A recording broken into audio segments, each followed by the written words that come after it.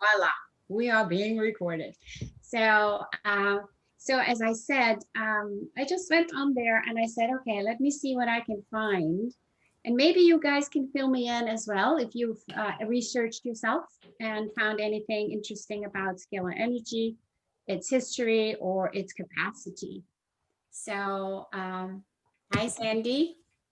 So, what I came across is did you, by the way, did you get the videos that I shared with you, everybody? Right? In the last email, I shared the links to that.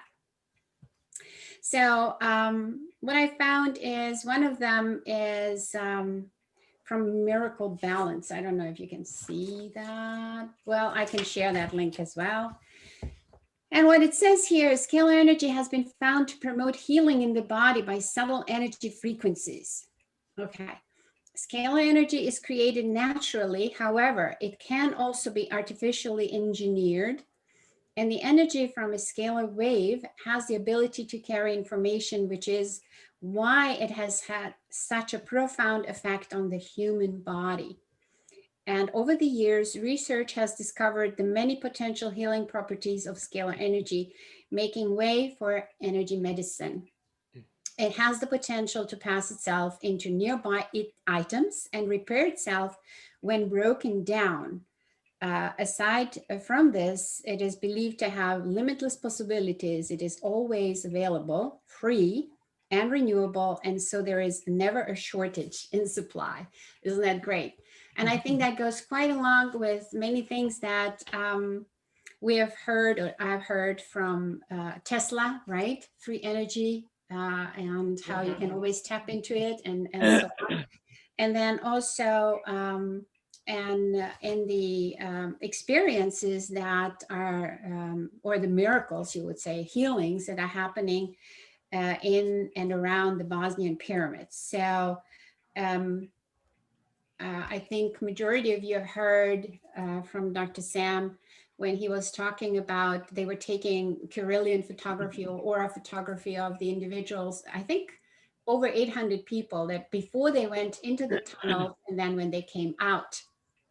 So in the Carillion photography, you can see the aura, the energy field around the body, right? And if there, and wherever something is happening in the body, there would be a gap in that beautiful aura. So they have done that. And then after a couple hours of these people being inside the tunnels or meditating, well, it involves a meditation at one of the larger chambers in the tunnels where there is a big megalith or big stone, you know, I think they call them K2 or something like that.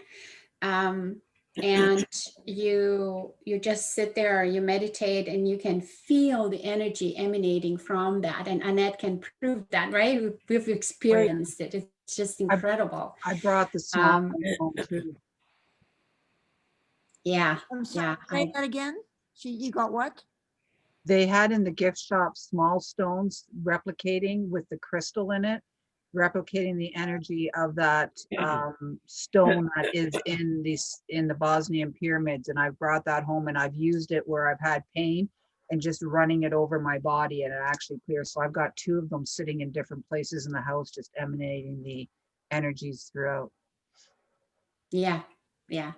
So and then when these people came out, they took the Carillion photography again, and what happened is now the gaps were filled in. There were no more gaps. Wow. In their energy fields. So I think they have quite an extensive data on that in their whatever record keeping, wherever they are. They've been, you know, once they heard that something is going on, they started recording it and keeping the records of that. So that's, I think, something very interesting. And that he says, I wonder if why he's not on. I wonder if there is because of the time difference, maybe that he mixed up the time. What could that be possible? I don't know, because he's usually very punctual, Dr. Sam, right? But we'll see. anyway, so what was I saying is that once they realize that something is happening and Dr. people, Sam. hey, There he is. awesome. Ask and you shall receive. Ask and you shall receive. Hello. Welcome, Dr. Sam. It's so great to see you. I think you have to unmute yourself so we can hear you too. All right. You're still muted. There you go. All right, there you go. How are you guys?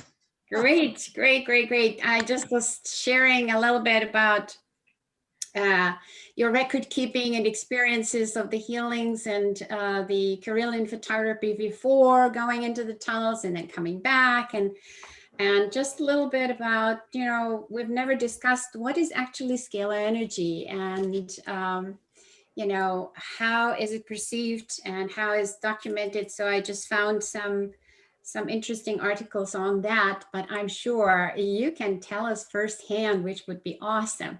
So Annette was sharing, since she was with the group when we saw you, about her experience in our meditation in that chamber with the big rock with the, I think it's K2, is it K2?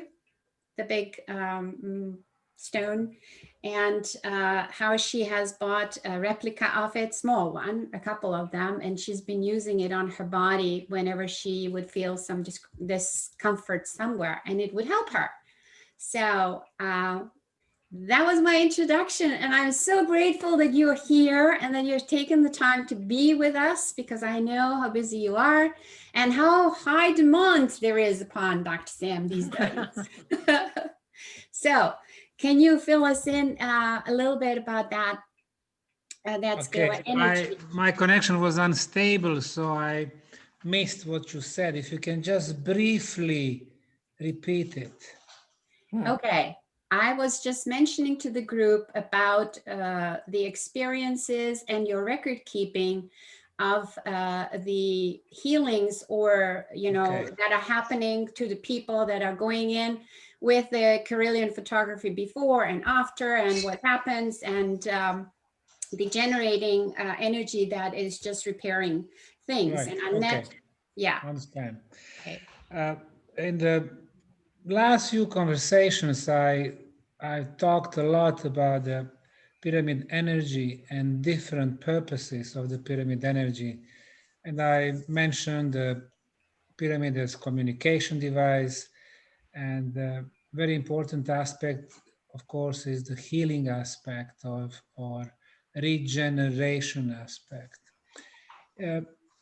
12, 13 years back, when we were just starting with the tunnels and the sun pyramid excavation, I've heard several cases of people who had very serious diseases. There was one person, she is from our area, she was living in Germany, she was diagnosed with the cancer, and that summer she spent in the pyramids, in the Pyramid Valley, in the tunnels. She went to Canada, and she was bringing her medical records, and they noticed that she had a cancer. They did all the screening again, and the cancer disappeared.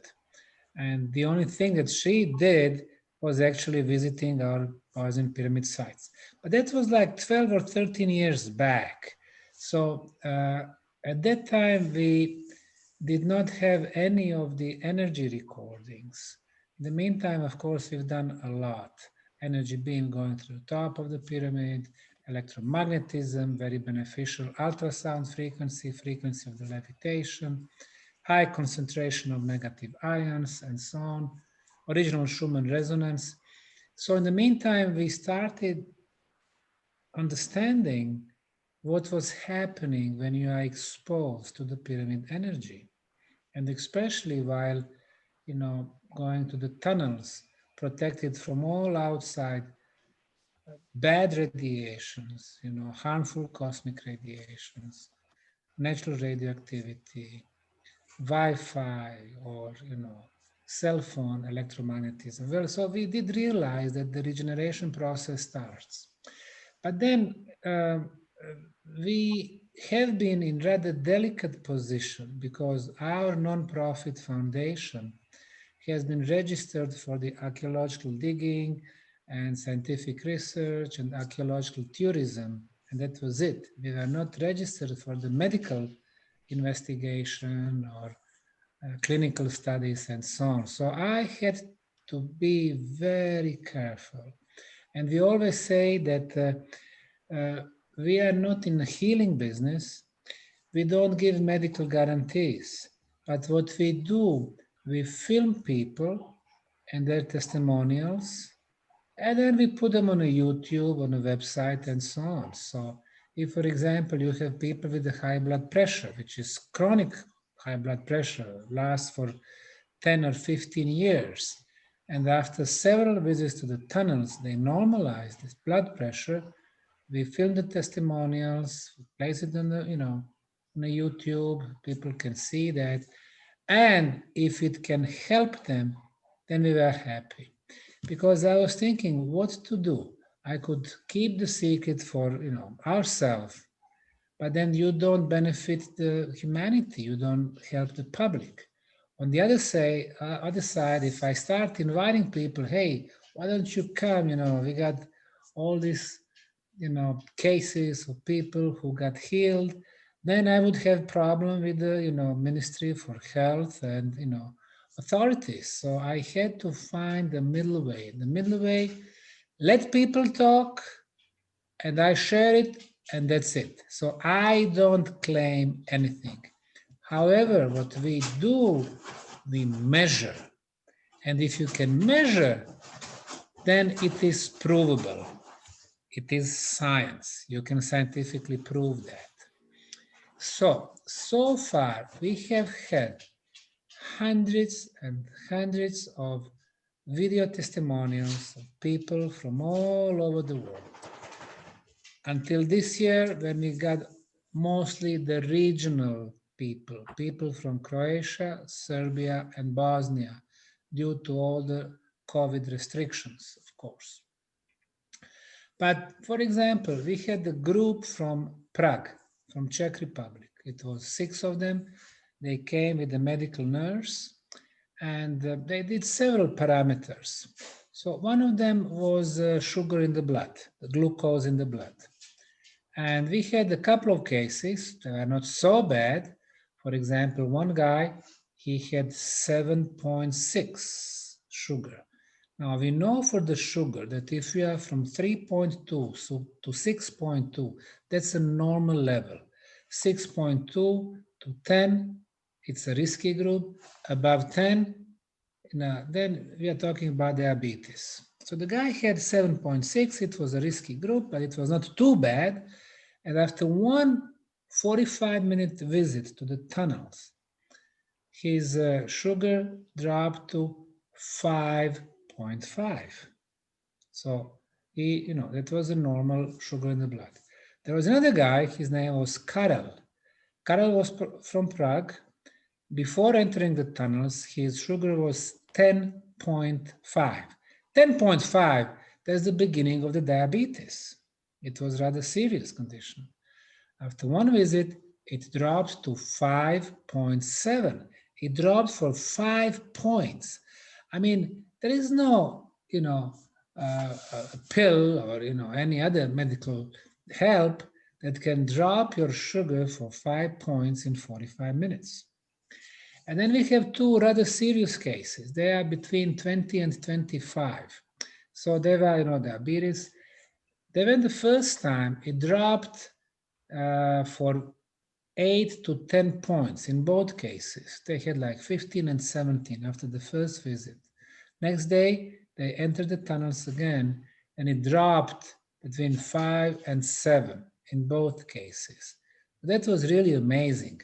I mean, then we followed those people, first day, second day, third day, fourth day, after 1 week, after 2 weeks. Of course, after 4 or 5 days, they went back to Prague, to Czech Republic, but they kept checking the sugar in the blood. And only after 15 days, the sugar started growing gradually, 5.7, 5.8, 5.9, 5.8. Why? Because they went back to old habits that caused the high sugar in the blood, which is stress and diet, what they've been eating. But it has basically, this experience has showed us that it does help. But then in some cases, it acts as the reset. You know, when you have not this great reset, what been, you know, what they've been doing to us right now, but reset in a sense, it's like the computer. You have your laptop, you open up like 15, 20 different windows, different programs, and of course your computer got frozen. So what you do, you turn it off. Next moment, you turn it on, your computer is reset. You start from the beginning.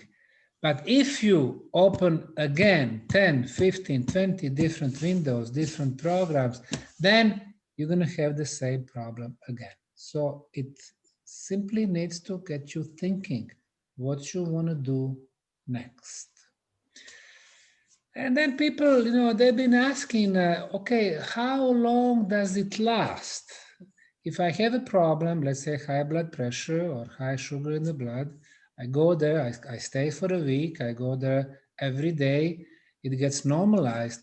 How long it's going to last when I go back to US or to Germany or to wherever? Well, I would say the answer is it's different individually. It all depends not only from the tunnels and the pyramid energy, it depends also, you know, the way we live, what we eat, what we drink, what we, you know, think, how you, spend your free time. Is it stressful life or not? So it's up to us really to try to improve our life habits. In one case, I had a tennis player. He was also from Czech Republic. You know, playing tennis, this pain started showing up, pain, you know, in his elbow. And the pain lasted for a very long time, I think 3 years. He was trying to relieve that with injections and pills and therapies. Nothing was helping him. And then he came to Bosnia. He went to the tunnels a couple of times. The pain disappeared. He went back to Prague. And then a couple of years back, I had a lecture in Prague and I met with him. It was 8 months after his initial visit. He told me the pain never got back. So in some cases, it's permanent. In some others, let's say people with asthma, you know, respiratory problems, they go inside and after a few visits, you know, they don't need inhalators, air pumps, but some people don't need them for a week. Some people don't need them for 3 months, some people for 6 months. So again, it's individually, you know, it's hard to say, okay, if you go in there, this is exactly what's going to happen. We are all different. And I met the other day a lady, she's a medical doctor, and she has herpes. And you know, she's from that medical profession, and for 15 days she was applying, you know, different stuff. Nothing was helping her. She heard about the tunnels, and when she came, she told me somehow she knew that she's going to solve her problem. She went inside. In 20 minutes, this herpes was gone.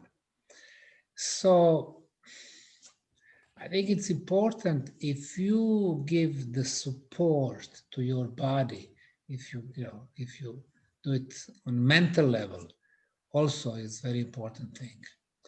So I would say we've been having so many different examples and experiences, and so many beautiful experiences with the people from different countries.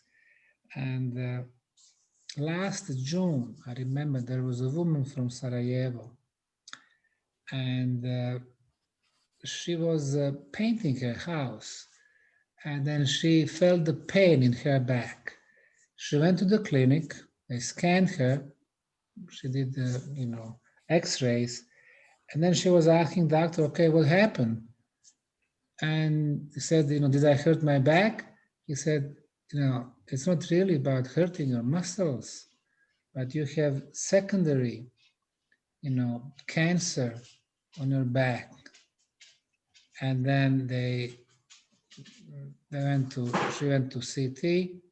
They found her another cancer on her liver, but the primary was her lung cancer, and she was in such a bad condition that doctor told her, listen, I cannot understand how come you did not have pain before, but you're in such a bad condition. I mean, you better start saying goodbye to your husband and to your kids. And the next day she showed up in front of the pyramid tunnels. And I met her. She was there with her brother. And I'm coming there. And I saw this lady. She was in her 40s, smoking cigarette. And I'm coming there. I said, hello. I said, yes, how can I help you? She said, well, I was just diagnosed with the lung cancer. I said, you were diagnosed with the lung cancer and you are smoking in front of me? So she was a little ashamed. I said, well, first thing, without doing anything else, I think you should stop smoking. Okay, now let's continue. She said, well, since I heard about the tunnels and the pyramid energy, I came here to try. I said, if you came here just to try, you better go home. But if you came here to help yourself, then we can talk. She said, okay, fine, let's talk. So this is what I recommended her. I'm a doctor, but I'm not a medical doctor. But based on our experiences, this is what I told her. I said, listen, the best results are with the people who goes to the tunnel twice a day, 45 to 60 minutes. In the meantime, we have a beautiful park with the botanical gardens and the water fountains and the greenery, the plants. It's a beautiful park. And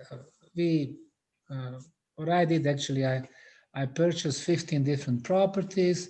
They were swamp and muddy and a lot of trash. I clear everything and I transform it into one of the most beautiful parks in Europe. I said, and it's free to go there. I said, then you have a walk for 1 or 2 hours. After that, we're going to prepare the lunch for you. And we have some local women who prepare the lunch, no GMO food, like majority in the US or Western Europe. And, we take care about the alkaline food. Instead of acid, it has to be alkaline because alkaline is bad for the cancer cells. And, some other stuff, some, mushrooms also very good against the cancer. And so, I presented her a plan. Last year, we even had a medical doctor. She was PhD from Norway, and she made a 1-week plan for her. And they were doing meditations and so on, a little yoga. And so her day was full, with the really nice activities.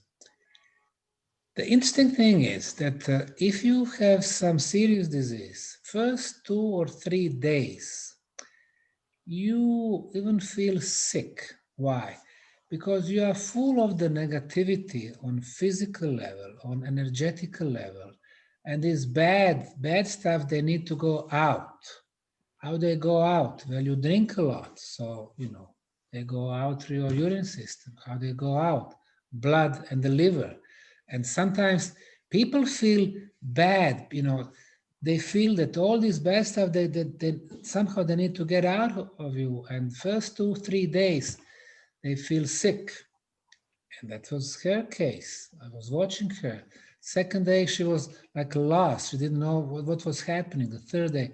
But the fourth day, it was like some bad stuff disappeared from her body. She was so calm and rested and relaxed. And finally, I saw a smile on her face. the fourth, the fifth day, she was coming full of enthusiasm. After 1 week, she felt real good.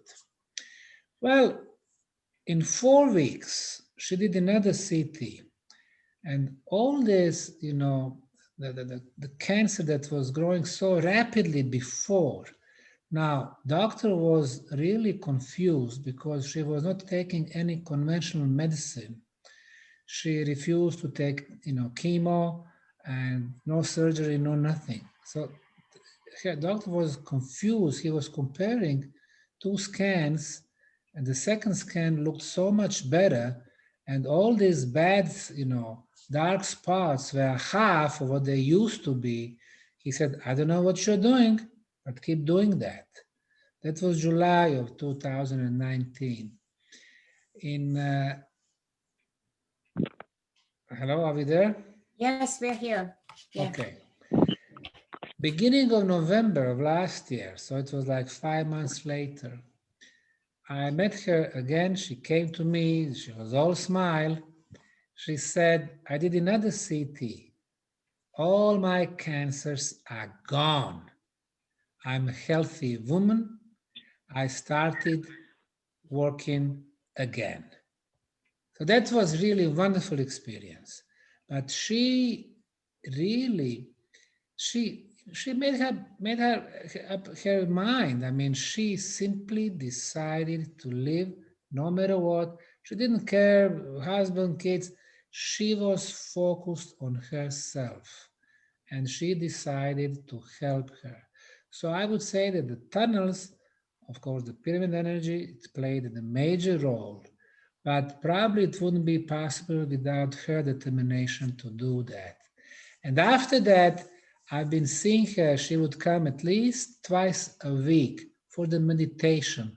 She loves the place. You know, it was like driving under influence. She's under influence of the tunnels. She kept coming and coming and coming, and I really love to see that. That was really a wonderful experience. That's awesome. That's awesome. Thank you so much for sharing that with us. That is truly a confirmation of everything that I have kind of acquired in the knowledge or experience as well. And I'm so sorry that it has been now 2 years that you didn't get there and didn't see you. So I hope really that we do that in the coming year, whenever that might be. And I know it will be. So Maybe it will be next year, hopefully, but still next year will be kind of tough with all the vaccines but the moment we start seeing less news about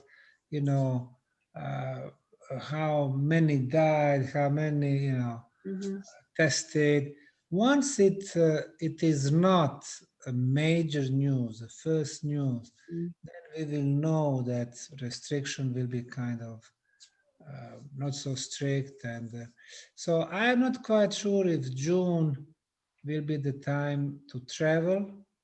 I'm not quite sure. By September, I think yes. By September, yes. Because by then probably 2 billion vaccines will be already given to so many people. So I think the restrictions will be much more loose than they are right now. But 2022, no problem for sure. People will be free to travel. okay. So next year we'll see what's going to be happening. Yeah. We will hold the energy collectively. We will hold the energy. Yes. We will definitely see you whenever that might be and whenever the perfect time is. Yes, I think it's important that we don't expect that somebody does things for us or government, I mean, we should be in charge of our own destinies and our own lives, and we should be thinking proactively. And, when all this phenomenon started back in February and March, I've been looking at the people in different, let's say, industry. We are scientific and archaeological institution, but we got funded exclusively through the tourism. So we don't get any government money, municipal money, nothing. So only, people who visit us. And I've been checking, the hotels, people from the hotel industry, transportation industry, restaurants, and so on. They have a catastrophic position this year. So many of them shut down their businesses. They claim the bankruptcies, or they owe millions and millions. And instead of that, we've been very proactive. And well, we were shut down about 50 days back in March and April, but we opened all our locations in May, and we do not intend to close them anymore. And so we've been advertising, inviting people, and even though we were focused only on those two neighboring countries of Serbia and Croatia and Bosnia, we have actually had a record year. Last year we had about 50,000 visitors, and until November 1st, we had 70,000. And now with November and December, probably it'll be about 80,000 people who came exclusively to visit the Bosnian pyramids and the tunnels. But we've stayed very active, very positive. I've been doing a lot of interviews, a lot of presentations, a lot of YouTube movies, documentaries. We've been writing, inviting people, showing up on the local TVs, on national TVs, bringing celebrities like a major, sportsmen, like athletes like Novak Djokovic, the world tennis player #1. He came twice. He was meditating with me at least 5 times in the tunnels, the first time in July, and then again, second time in October. And then we had some NBA players. Bosnia has 2 of them. Both of them were here. Some of them from Serbia. Actually, some of you might remember the guy from Sacramento Kings, Vlade Divac. Vlade Divac, famous basketball player. So he was there. I said, this is magnificent. This is, he was, very happy to be there. So people from, art, people from movies, people, movie stars, some professors, academicians, a lot of people have been coming, and I've been inviting them. And so, we stayed as one open place, one island of hope and island of freedom, I would say. And because of the tunnels and negative ions, you are encouraged actually to remove the mask if you wear one.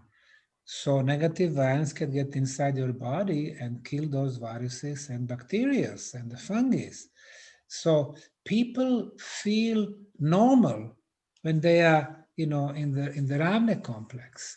And so I think they are the only place, not only in Bosnia, but in the whole Balkan region or Southern European region, where people come and they are happy. And today I was in the park, I just got back from there. We had at least 1,000 people walking in the park, and people were smiling. And frankly, I don't remember if I saw 1% of people wearing the mask, because they simply tend to forget what's happening in the outside world. So that was very important thing for us, to stay open, to invite, to be proactive. And secondly, I've been very active on YouTube, on our YouTube channel, advising people. Of course, not everyone can come to the tunnels and, to be exposed to negative ions, but I was advising them, hey, why don't you buy, ionizer? So you buy those machines. Of course, we have air purifiers in the US for decades, but they are good, if you have a smoke, if you have dust, but if you have microbes are viruses, bacteria, and fungi, they are not good. For viruses, the best is the machines that generate negative ions, ionizers. So I would advise people who are listening right now, Google, find ionizer, but make sure that you buy one that does not produce ozone. Now, ozone is very good because we have ozone layers above our planet. They are very good because they protect us from UV light, from those bad sunlights. But if we breathe the ozone, and majority of ionizer actually produce ozone, if we breathe it for a longer period of times, they are bad for our lung and our respiratory system. So there are some brands, so you can Google that also. Ionizers, no ozone. So they only need to produce negative ions. Why is that important? Well, today, because of the actual virus, we know how the virus looks like. So virus is like that little ball and those little stuff sticking out. They are like a protein layer. Now, that little ball is actually our RNA or DNA, and the protein consists of hydrogen, amino acid, carbons, and so on. So there's the content of the virus. And the negative ions, they are generated by the electrons coming from the oxygen molecules. So free electrons, they are negative ions. And they usually come with the positive ions. And the positive ions are coming from the molecule of hydrogen. So we have oxygen, O, and hydrogen, H. OH is very reactive combination. So what happened, the set of negative and positive ions jumps on those sticks on the virus. And what they do, they get one atom of hydrogen from the protein layer. So now you are getting O, oxygen, H, or H2O. H2O, of course, is water. Well, of course, since they are so small, we are talking about the humidity. So when negative ions reacts with the viruses, humidity is higher. But what happens to the virus? Without the atom of hydrogen, the protein layer basically disappears. And you are getting this little ball without the protein layers. It drops to the floor and the virus is destroyed. So, more negative ions, less viruses. In our homes, the concentration of negative ions is very low. 20 to 50 negative ions per cubic centimeter. It's very low. We go, to the downtowns of the big cities, LA or Chicago or Munich or Sarajevo or Belgrade. It's a little bit fresher. It's about 150 per cubic centimeter. It's still very low. When we go to the mountain, to the forests, it's about 1,000. So it's like 6-7 times healthier than in our homes. And it is common sense. When you go to the Bosnian pyramid tunnels, it's between 20,000 and 60,000. So it's 50 times higher than on the top of the mountains. 50 times, meaning it's extremely beneficial. So our tunnels are places without the microbes whatsoever, without the viruses. It doesn't matter which one, without them. But since, not everyone can come to the tunnels or, regularly come into the tunnels, but what we can do, let's buy ionizer. Let's put it in our living room, change places a little bit, put it in our bedroom. It's enough, 1 or 2 hours a day in every of our rooms, and then we will notice that the dust and the microbes, negative ions. When they connect with them, they get down to the floor. All we need to do is to wipe out the floor. So it's important to stay proactive, meaning let's protect ourselves in our homes. And secondly, whenever we have free time, let's not walk in our cities among the concrete, in the concrete jungle. Let's go to the parks. Let's go to the mountains. Why? You see, the key words of the future will not be the vaccine, but immunity. Immunity. We've been exposed as a human race to the viruses and bacteria for tens of thousands of years.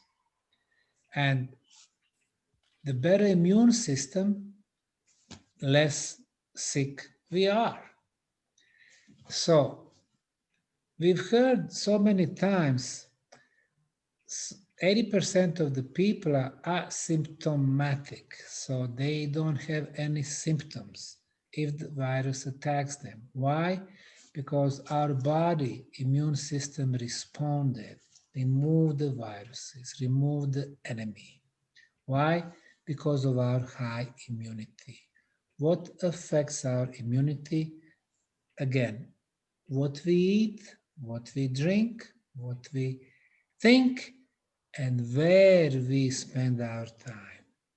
And I've been saying from March on all the media, people's been attacking me saying, hey, we have to be responsible, stay home within 4 concrete walls. I'm saying, no, go to the mountains. Why? You see, viruses attack us, but they attack the plants. They attack the trees. They attack, for example, the pine tree. How the pine tree responds, how it defends itself. It produces etheric oils. Sometimes when you go to pine tree forest, you can smell very nice stuff. These are etheric oils that pine tree releases in order to defend themselves from the viruses. By inhaling those etheric oils, we raise our immunity too. And that's why I'm saying people go to the parks, go to the mountains, go to the forests. This is what I meant when I said, let's be proactive. And the state of our mind is so important. They are telling us social distance, don't see your kids, don't see your grandkids, don't hug, don't love, don't kiss, don't. Well, we as a human beings, we are social beings. When we hug our dearest ones, of course we feel good. So if we feel sad, our immune system is going down. So I think it's very important. Of course, we need to protect ourselves also and our loved ones. If we have a virus, if we have influenza, whatever, you don't go there and hug everyone. But if we are healthy, we need to have healthy social life. So, this is, I would say, the common sense. And, when we had the plague in Europe back in the 14th century, it killed about 70% of people who lived in the cities at those times. And virtually it killed no one who went to live on the mountains. So, these are some experiences from distant past, which we can apply in our real life. I so agree. I so agree. And I think pretty much everybody in this group agrees with me. If you don't, maybe you want to voice your voice. But I have a few questions that I saw in the chat room. So maybe we can open up to Q&A. And if anybody has, and then maybe you can also give us an update if there's anything new happening with the tunnels or the progress and plans and so on. So All right, whoever wants to ask a question, unmute yourself, please. Sandy. Hi, Dr. Sam. Hello. I know that you've been to many pyramids. Are the energies the same in all pyramids, or are they different? There are pyramids everywhere on all 6 continents. The problem is those archaeological sites are jealously guarded by archaeologists, Egyptologists, museums, ministries of culture. All they do, they apply their archaeological methodology, digging, tools, pottery. They don't realize that the oldest pyramids are the biggest, the most superior, and they have energy properties. They don't realize that because they don't measure. They don't have engineering minds. And unfortunately, you cannot go to, let's say, Egyptian Giza pyramids and start measuring. They won't allow you.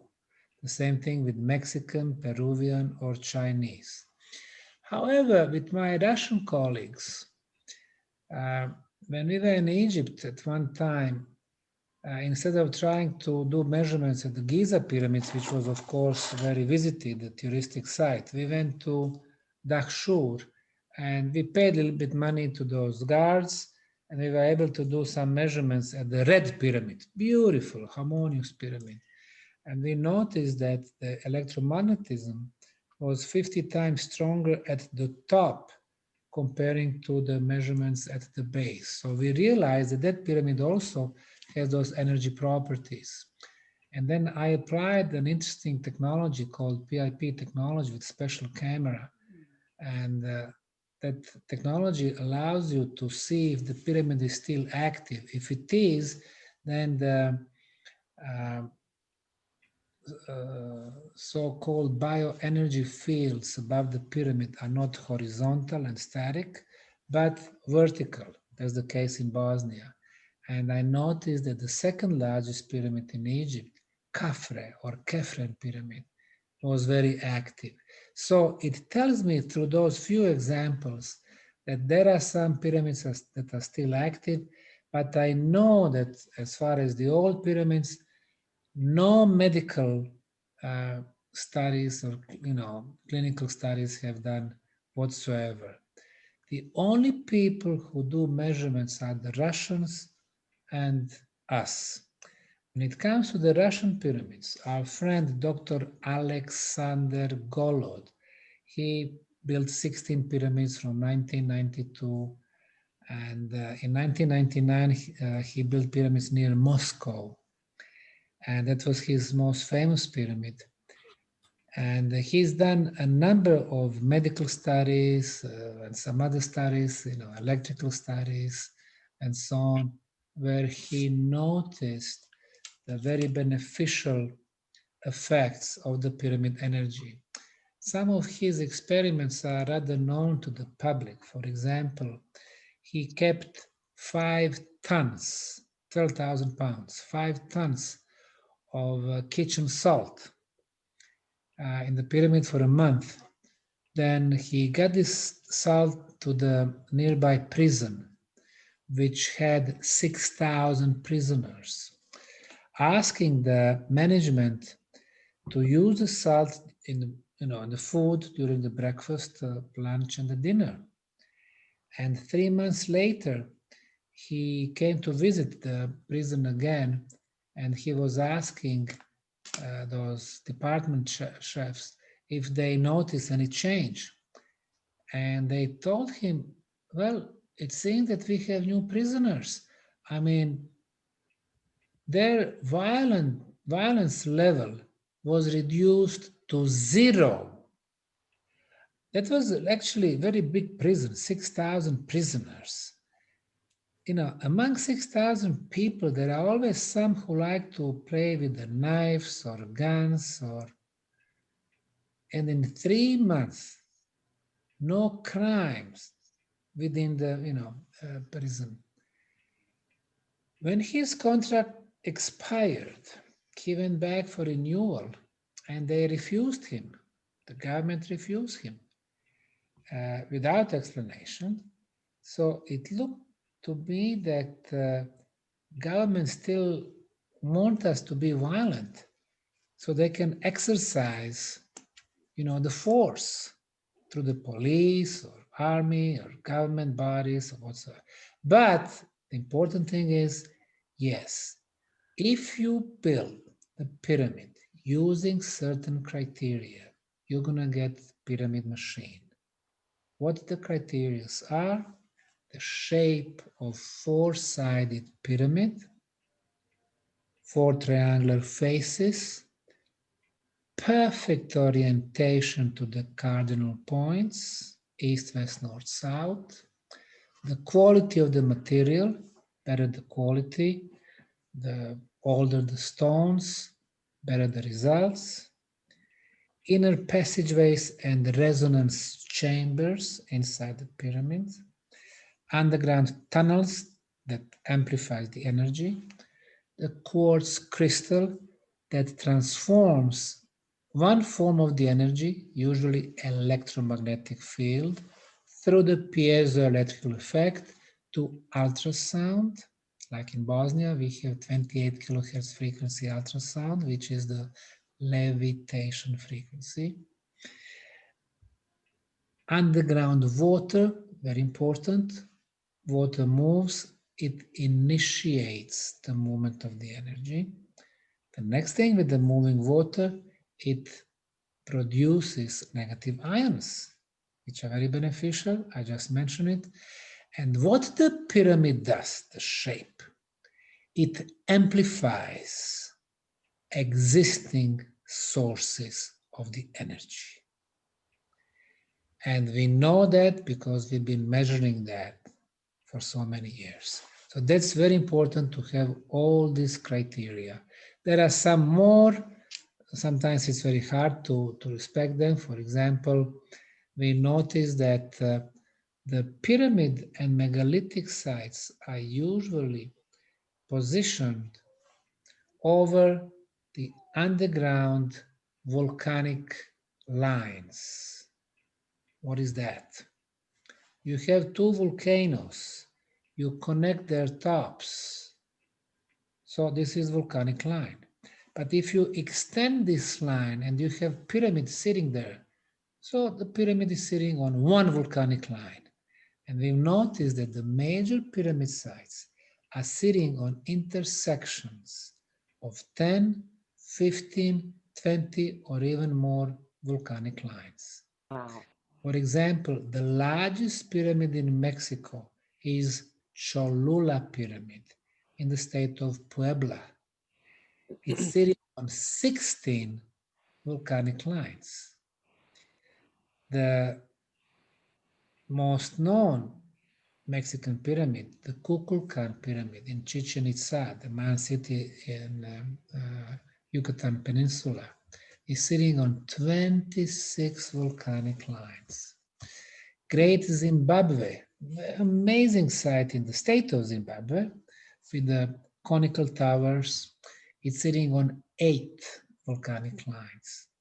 The famous Machu Picchu in eastern Peru, which is considered one of the major energy points of the planet, is sitting on the top of 15 volcanic lines. The Bosnian Pyramid of the Sun is sitting on intersection of 26 volcanic lines. Why is that important? Volcano, lava, iron, minerals, energy. What do we know about what's going on deep underground? Not much. No. Somehow the ancients did know. Now, when you say volcanic lines, you mean ley lines, or are you talking about tectonic plates? These are all different things. Tectonic plates are major plates, and usually the continents are sitting on those plates. The places where those tectonic plates touch each other like let's say California rifts, you know, Filipinos and so on, places where a lot of tectonic movements is produced and a lot of earthquakes are produced. It has nothing to do with volcanic lines. Ley lines are underground energy lines, and they are of cosmic origin. So they are under the ground, and usually they go in straight lines, perfectly straight, and very often following, you know, east, west, you know, cardinal directions. Ley lines are mostly investigated in southern England. I think that most of the analysis and studies are done on ley lines in the southern part of England, where conclusion was that the major churches are always sitting on those ley lines. And those churches were built there after, you know, Vatican destroyed previous pagan temples. Right. And those pagan temples were built on the places with even older temples or megalithic sites. So when you go back in the time, you will see that the first builders knew that this was an energy potent place. And when you build either megalithic sites or church with a special geometry, for example, dome, half spherical geometry, it always amplifies the energy.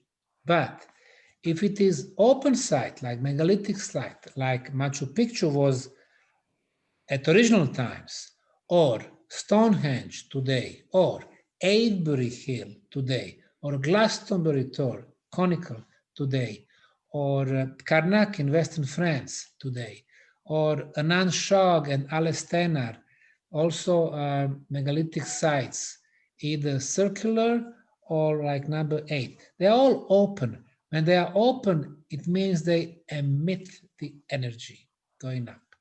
But if it is a dome is a closed structure. So what's happening, the energy is reflecting from the ceiling, coming back to the floor. And who's sitting on the floor? You have your flock, your shapes, you know, sitting on the floor, listening to your pastor, listening to your priest. And when he relays the message, it becomes much stronger.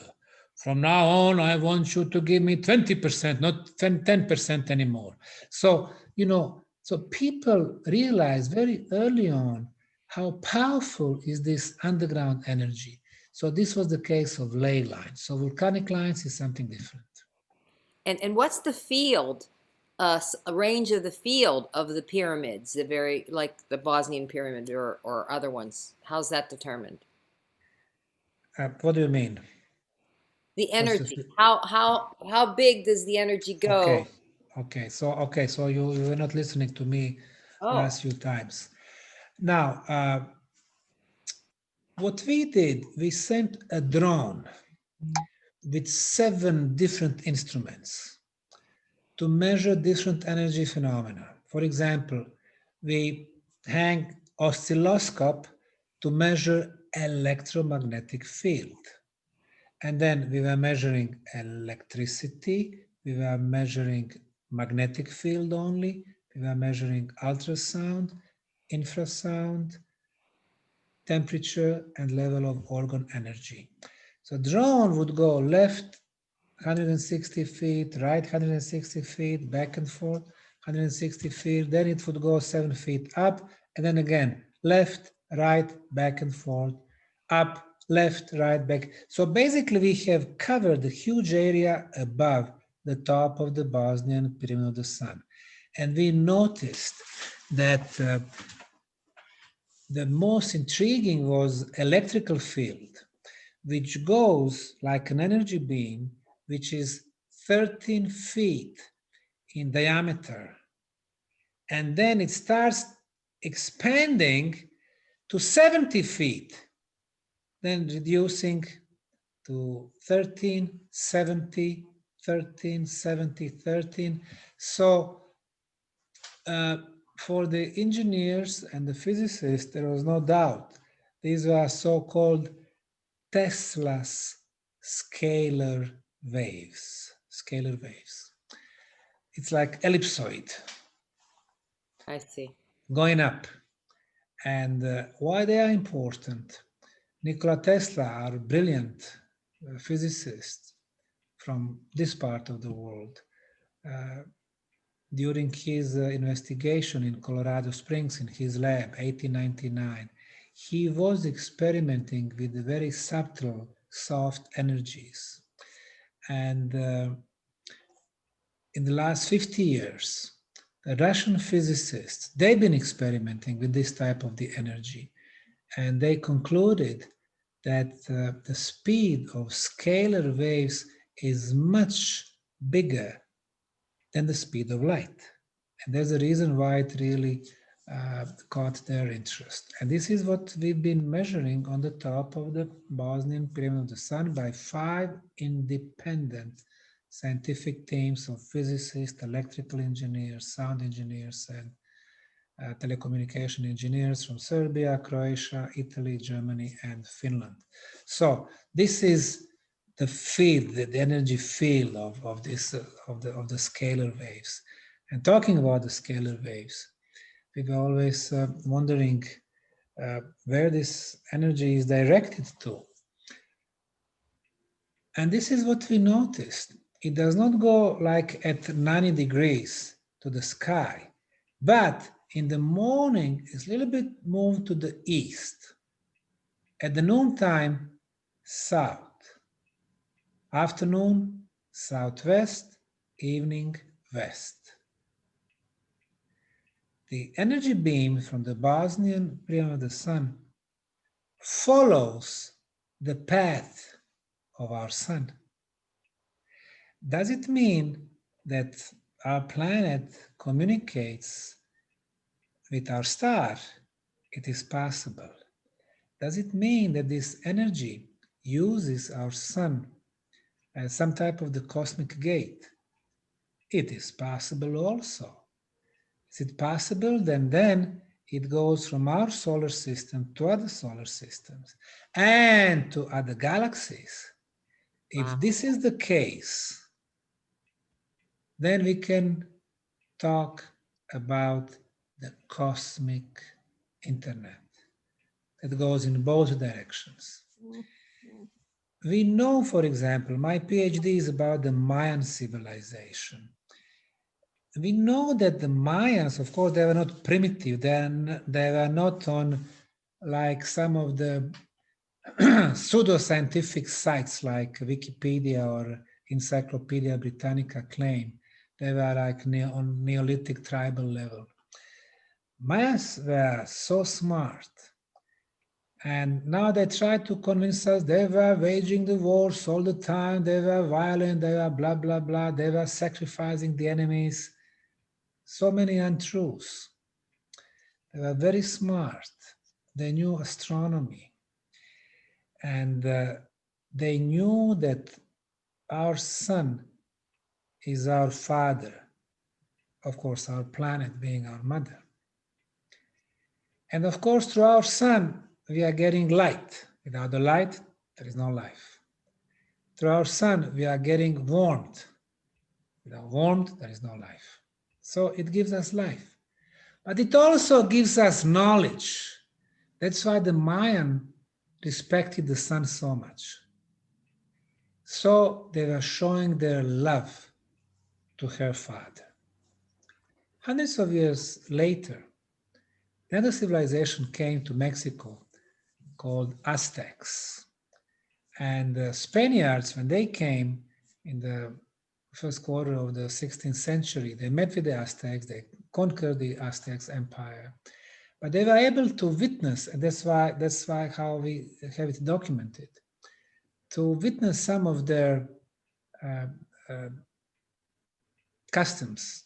For example, Aztecs were sacrificing the enemies. They were ripping the hearts of the enemy's chiefs giving it to the sun, showing their love.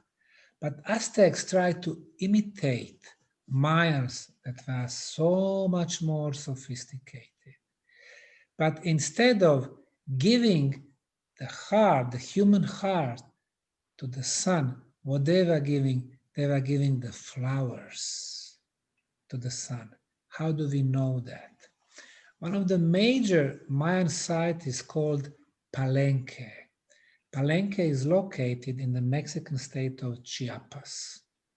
I was there several times. And they have some stones which are called altars.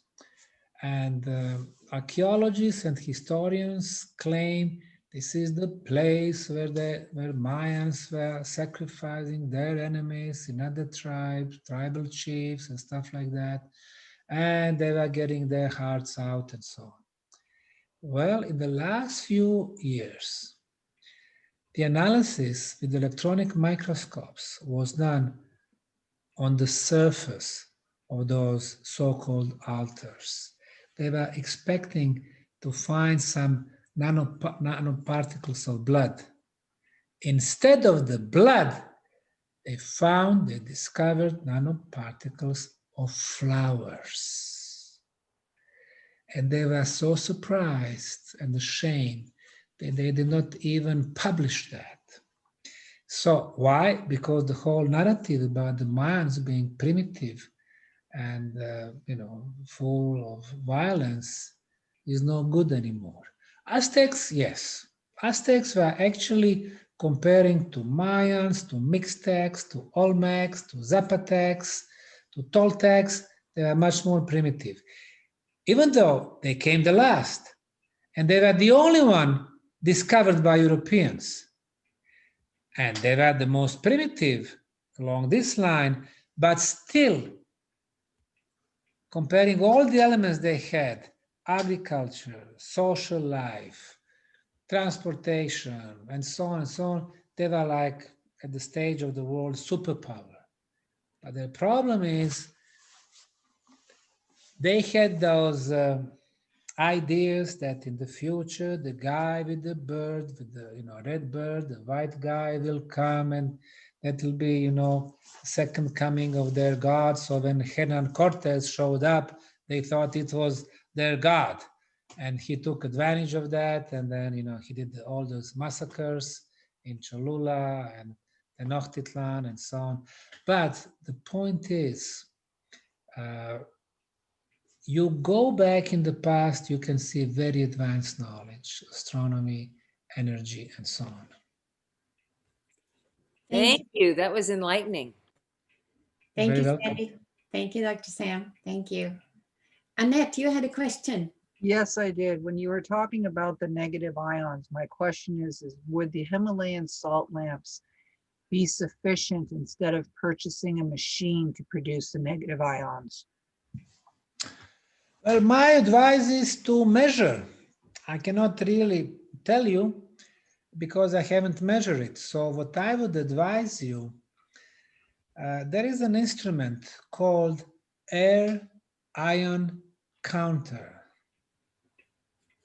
Air ion counter, AIR, air ion counter. It is produced by the US company called Alpha Lab. But there is only one producer of air ion counters in the world. We have two instruments here in Bosnia. So, I mean, the new is about $500, but what I would advise you is just buy the used one, and they work perfectly fine. And when you have that, you can measure the concentration anywhere. So if you are to buy the ionizer, you buy it and you measure it. What happens in the one that I purchased, and it's a very small device. Matter of fact, I'm going to show it to you. Just 1 second. Thank you.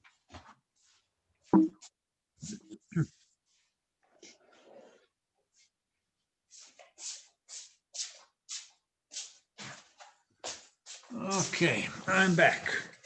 Okay, this is the device. It's a very small device, you see? Very small device. What happens We have carbon brush here. This is extremely important. If you have a metal brush, it produces the ozone also.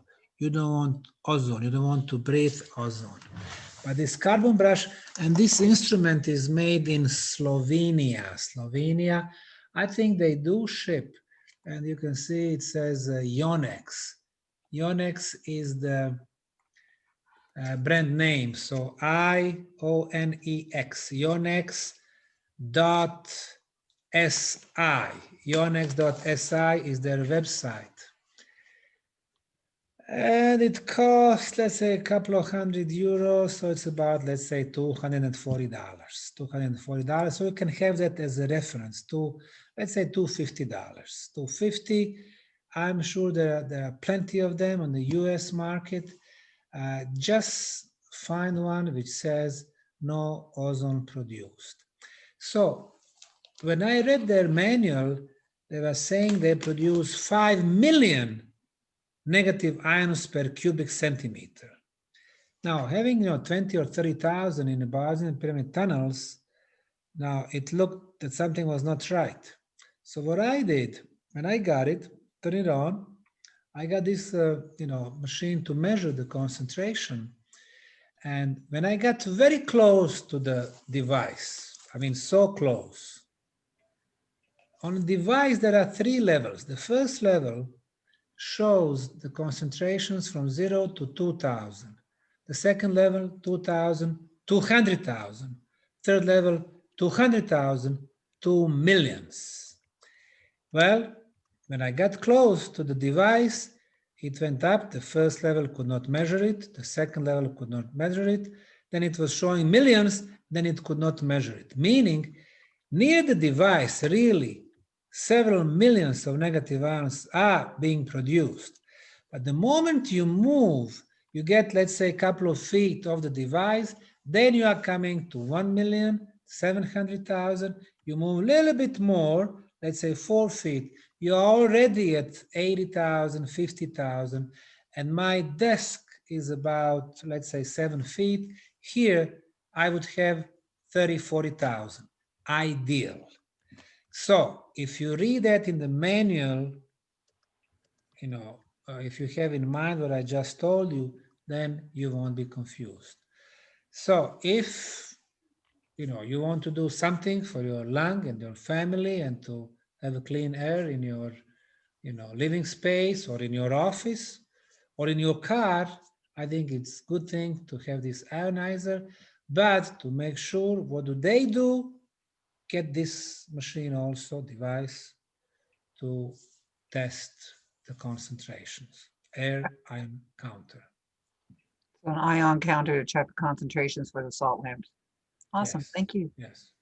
Thank you. Thank you, Annette, for asking the question. And thank you, Dr. Sam, for answering that so deeply and eloquently as always. I think Lois had a question. Lois? Yes, Dr. Sam, if we know the frequency of scalar waves, why can't we build a scalar wave machine? There are actually many people, especially in the US, claiming that they have scalar wave machines. You, again, Google it, you'll find many of them saying since scalar waves are being produced, then you have all these kind of benefits when it comes to the health and so on. I have not measured it. I cannot confirm or not confirm. So I see many people claiming that. If they did it or not, I'm not quite sure. But your question is right. Of course, if we can measure it, then we can try, to apply some reverse engineering and build something like that. Of course you can. You simply need to respect the criteria the original builders used it. Do we know all of them? I don't think so. We know some of them. We can measure some stuff, but it's like with the, let's say, orgone energy. William Reich, 80 years ago, he introduced this term, orgone energy, or today we are saying life energy, or in Eastern traditions, they call it prana or chi energy. Well, many people on the East, they are saying, India, Tibet, China, they are saying, oh, there is this, omnipresent energy. You cannot measure it, but it is here. It's the life energy. It gives us vitality and so on. However, William Reich, he was able to produce the machine to measure the level of organ energy.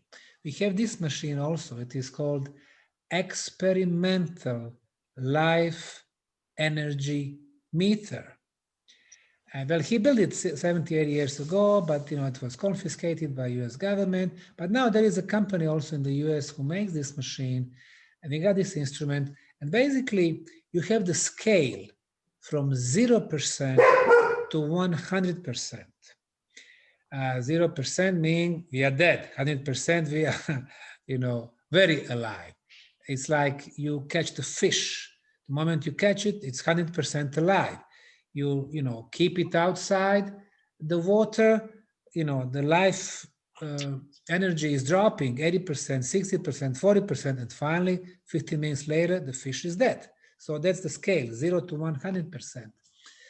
The cities, contaminated cities, they are at level of 25%. Villages with a lot of greenery around, 50%. Bosnian pyramids and Bosnian pyramid tunnels, 100%. So we can really measure it. But when somebody asks you, okay, how do you measure it? Then I would explain this way.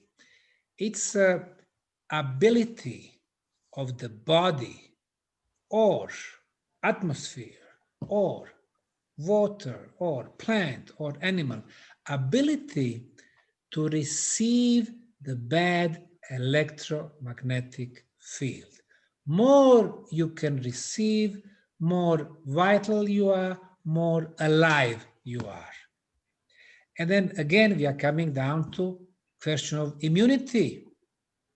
Immunity has nothing to do with the years. I mean, we can be 80 years of age, but if we live healthy, if we think healthy, our immunity level is much higher than those, youngsters who spend their days and nights on computers or games or whatever. And we noticed that when we were measuring the life energy, this is what I always do, with some of our guests. Before the tunnels, after the tunnels, we can see that the life energy level rises, grows for 15, 20%. But we also notice there are some young people with a very low life energy level. There are some, mature people with very high energy level. So it's all about how we live, if we take care of ourselves. Thank you. You're welcome. Thank you. Does anybody else have a question or a comment or a suggestion or whatever? Frank, do you want to say anything about the fractal scalar energy that you're experiencing in Sedona? You have to unmute yourself, please. Yeah, I am in an area that is filled with all sorts of vortices. So from the point of view of locality, Sedona is, I would say, quite perfect for, and so I have experienced rejuvenation in many areas. And also by having,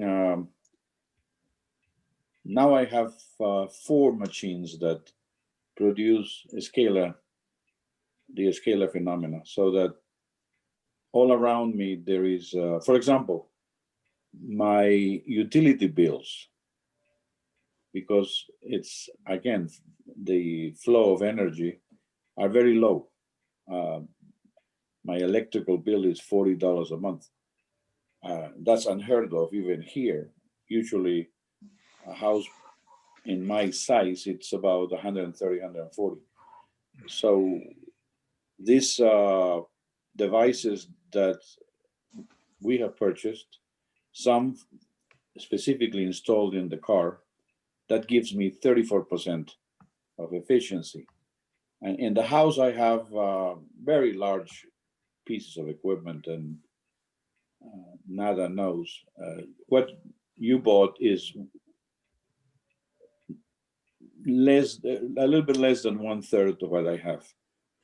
I have one box that is 3.5 of my original one. So I have an incredible amount of energetics flowing in this property, so that I see and experience like birds. You know, I mean, you're in Sedona, you're in the mountains, in the desert, so bird life is rare, but it exists. However, they come here.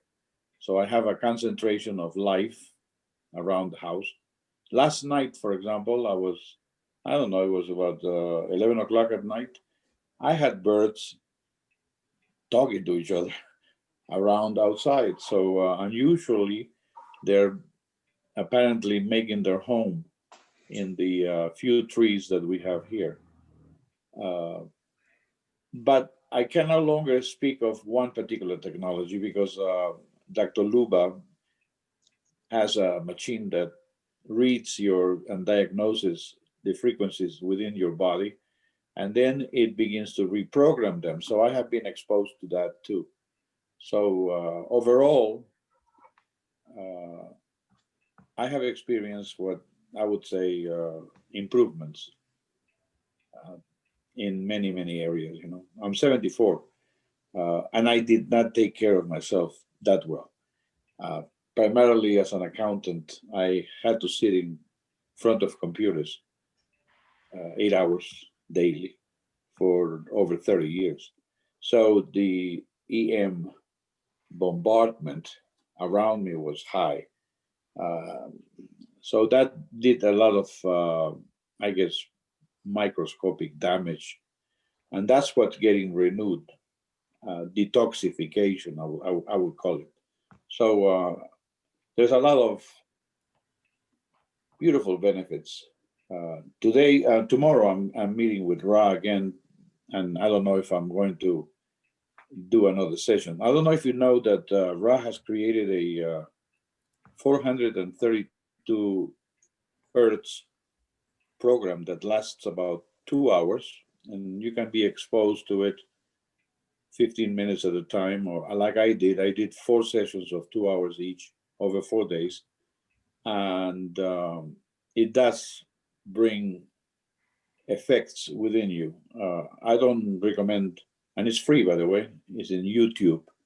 So you can go there under Ra-Key and experience it for yourselves. You know, it has what he did, to the best of my understanding, is every word that we have in the language in English has a certain frequency. So he grabbed all these words, compassion, kindness, eternity, and so on, and put it in there. And he created a carrier wave at 432 hertz. So when you're exposed to this visual and audio effect, it for 15 minutes or more, it does bring some response within your organic system. So that's what I've been doing lately. However, after 4 days, 2 hours each, I did some damage in my body, which was read by the Dr. Luba machine. So I took a week off, and the next time when I expose myself to this type of broadcast, I am going to only do 15 minutes. So You mean you mean you overdid it? I overdid it, yes. So Again, more- that's my personality. I have a tendency to go beyond the recommended parameters. You think But- more is better, right? Huh? You think Yeah. more is better, not always, right? Yeah, I thought that was the case, but no, it's you have to be always careful and moderate in whatever. Nisa also, even though she was only using it for 15, 20 minutes, that was too much for her. So she has stopped. But it's worth it trying. It's available, it's free, and it's in YouTube. I recommend being moderate, maybe 15, 20 minutes. That's what I'm going to be doing in the future. Just one time during the day or night. I expose myself to it, and it should be with the other systems that I have, because unfortunately, the others enhance, and I forgot about that detail, the enhancement of those boxes that he has built.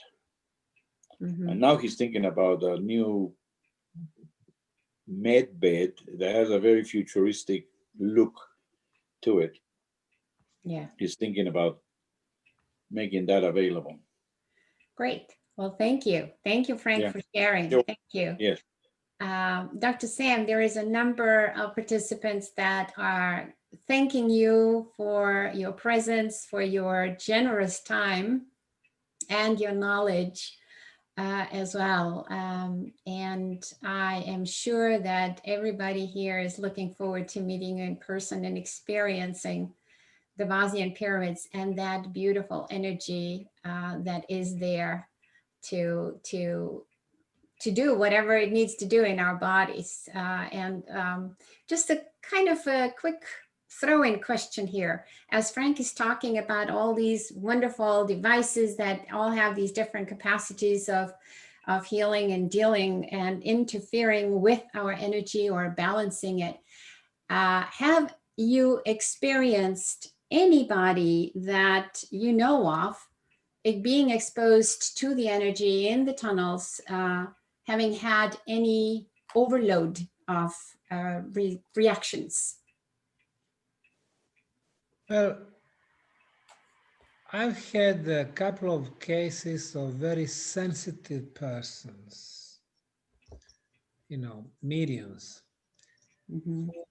be having very quick reactions. When the bad stuff needs to go out, they go out, in the form of throwing out or something like that. So I experienced that a couple of times. And but when it comes to the mental aspect, it's, I would say, 100% positive. People are getting calmer, even especially here in post-traumatic war period here in Bosnia. Sometimes people come in organized way. Several of them spend a few days coming to the tunnels and with the excellent results. And we've been witnessing examples of people becoming more spiritual, or at least becoming aware that besides the materialistic side of their life, there is also a spiritual side. So we've been seeing that. At the physical level, mostly it is, just health improvement. We've had several cases, people with asthma, when they are getting inside the tunnels, and this is the way how they describe. They said, I had something coming here, getting up close to my throat, and I wasn't sure if I can breathe, and I would, some of them, they would get out and stuff like that. Those who would continue walking through tunnels, after a while, it seemed that something got out, and they felt real good. So these are some of the sensations. Something is happening. Our body reacts. So something is happening. It tries to get rid of something they don't need. So this is, what I can. It's very hard to explain because we have nothing to compare with. No experiences with Egyptian pyramids or Chinese or Mexican. We are really here at the forefront. We've been doing those pioneering work, and then it would be nice really to establish a clinic and, start bringing people and, document really everything very meticulously. We do that now, but this is just part of many activities that we have, archaeological, scientific, and touristic, and so on. So, but I think this is the one thing that we're going to do in the future. That's great. That's great news. That's absolutely great news. So basically, what this good energy does in both cases, as Frank has explained, and what you're saying is there is a detox of some sorts that is happening, of releasing, whether physically, energetically, spiritually, whatever it is that is blocking the individual from being in harmony fully, that needs to be expelled in order for that harmony to return or be reestablished. So, Yes, nicely right? said. Exactly. Right. Yeah, yeah. Yes, Frank. It's important to know that I went from being 30 feet from sea level to Mhm. now over 4,000. So there is that aspect.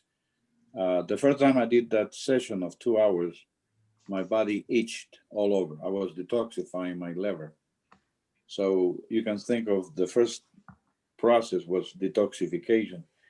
The second time I began to have mental clarity a lot more than before. The third time I had what I would call uh, uh, a redundancy that repeated itself through those two processes. And the last one gave me a strength. As far as I was concerned, I did not feel any negativity. It was until I went and sat down and I was put on this Dr. Luba machine that it showed that I had overdone it. But as far as I was concerned, how I felt, I was feeling great. You know, I didn't know that I had overused it. So I want to clarify that it wasn't until somebody puts a machine and reads me that I'm told that I made that mistake. But other than that, I personally, other than the detoxification period, which was 2 hours of itching and scratching all over, but I thought of it as a good thing. So, it's how we take it, how we feel about the process. You want to go through it because it's doing something good, even though it may not be comfortable. Uh, it's like having a fever or having pain. I mean, if you take medicine right away, you're not allowing your body to respond properly and learn to take care of it. So sometimes it's good to go through a process, however uncomfortable. Thank you, Frank. Thank Mhm. you. Yeah, I've experienced that myself in all kinds of healing modalities as well, or detoxing especially. So yeah, that's carrying through because we have brought it upon us, and now it's time to get it out and then bring back the good that lies within and be enhanced with good energies. And scalar energy is definitely a big part of that healing process energy. And I love the explanation that I've heard so many times now, but you have explained it so well, Dr. Sam, about the energy being measured when it basically mimics the DNA strand, doesn't it? Right, where the energies are stronger or in the narrower and then in the wider, and then even when you go higher, if I remember it correctly, it got even stronger. Correct. So, and having some little spaceships come in and tap into that energy occasionally is a common sight, I think, too, right? That is correct. Yes. Yeah, that is also something fun to watch and to see and to know and understand that there are others beyond our sphere that are also aware of what we have here, and that we are energy beings that are able to absorb and therefore also donate what we have in abundance of. So it confirms how powerful we are, that we can allow ourselves to heal as well as go into the wrong direction as well. But we always have the choice to come back. And the Bosnian periods are one way and a beautiful way to do that. And some of the devices that we have available to us in the world, like the fractal scalar, different things, whether it's a pendant or whether it's a box or whatever it is, there's so many different things. So whatever resonates with you, is always a good thing. The ionizers are amazing.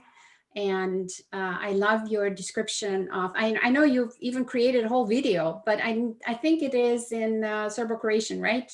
So I can't share that with you, with everybody, but basically you explained it in English to us, what it does and what you found, and that it is such a small little device. So it's very handy as well.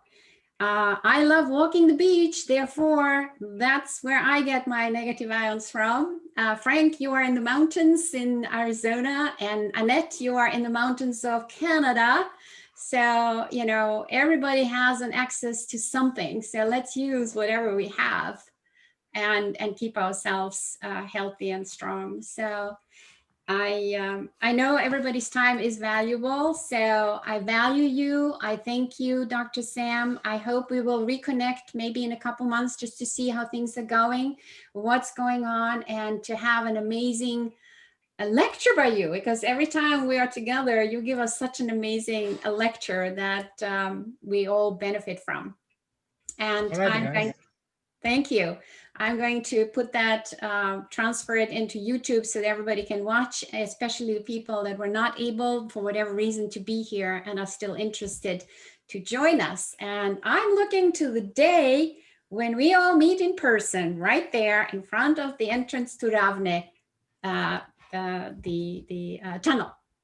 So, and walking those beautiful gardens that you explained, they are just really beautiful. I'm sure by now it's even more abundant than when I was there last. So I thank you all. I wish you all the happy holidays, Merry Christmas, Happy Hanukkah, whatever you're celebrating. Let there be light in your life and in your heart. And I really appreciate you.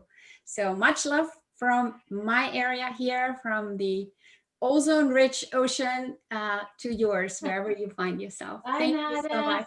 Okay, Hi, wonderful. Nina. Thank you. Bye-bye. Thank you. Bye-bye.